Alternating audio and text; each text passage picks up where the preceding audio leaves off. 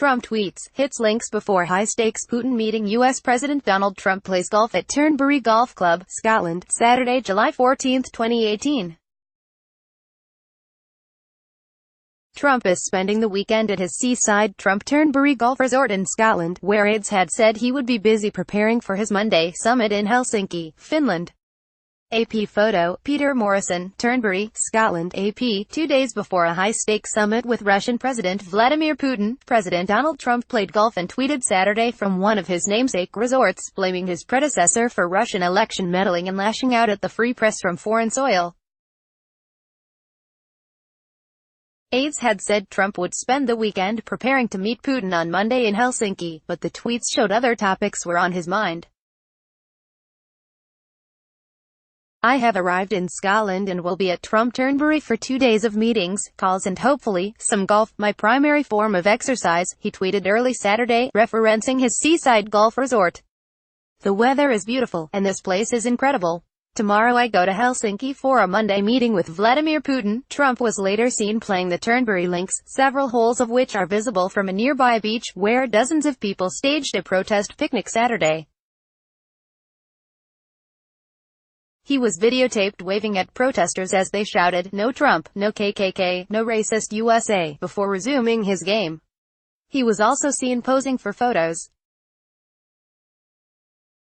A line of police, some on horseback, stood between the course and protesters. Snipers perched atop a nearby tower overlooking the vast property. The protesters were among the thousands who came out in Scotland and England in opposition to the U.S. President's visit to both countries.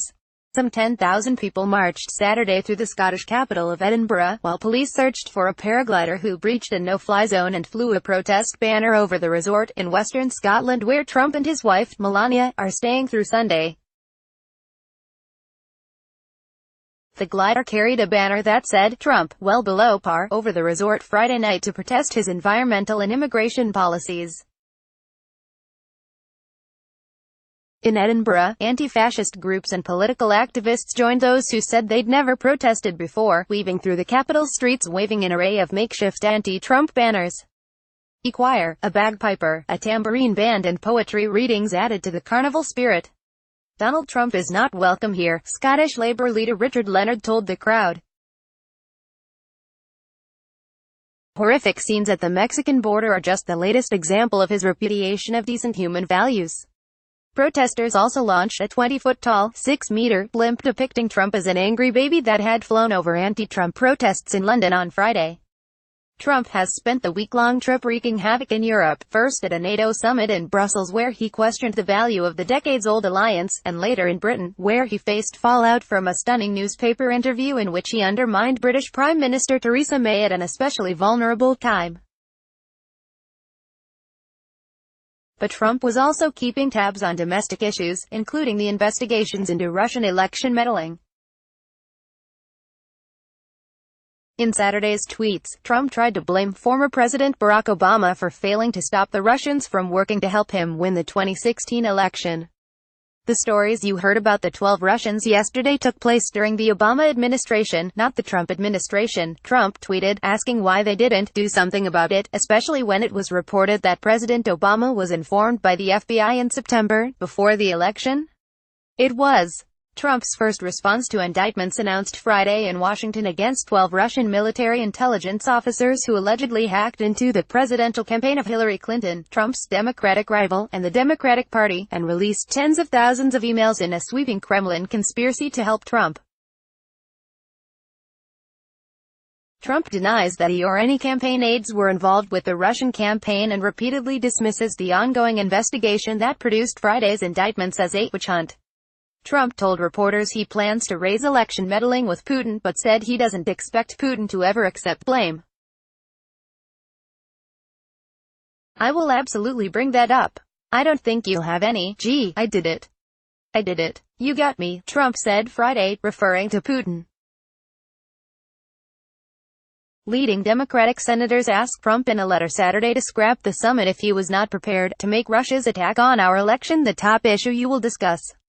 And John McCain, a leading Republican senator and Trump critic, said Trump must hold Putin accountable or not proceed with the meeting. But Trump's chief diplomat, Secretary of State Mike Pompeo, told journalists traveling with him that he was confident the meeting would put America in a better place. Trump's tweets also targeted CNN, mocking the American cable channel's president, Jeff Zucker, as Little Jeff Z, and knocking its election coverage following the president's spat with a CNN correspondent at a news conference Friday in England. So funny. I just checked out fake news CNN for the first time in a long time. They are dying in the ratings, to see if they covered my takedown yesterday of Jim Acosta, actually a nice guy.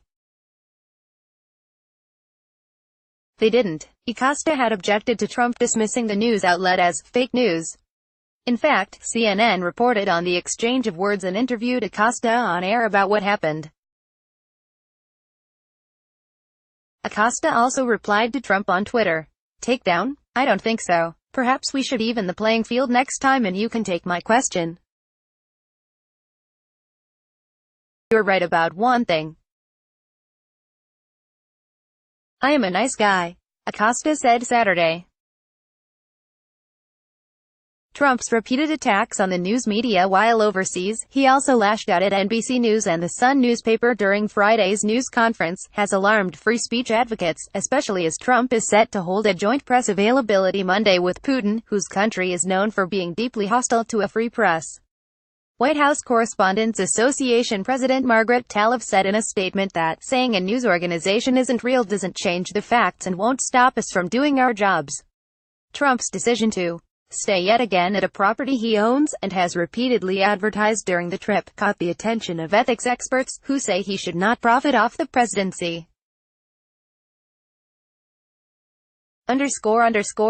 Colvin reported from Glasgow. Associated Press writer Susanna George in Washington contributed to this report. Copyright 2018 The Associated Press.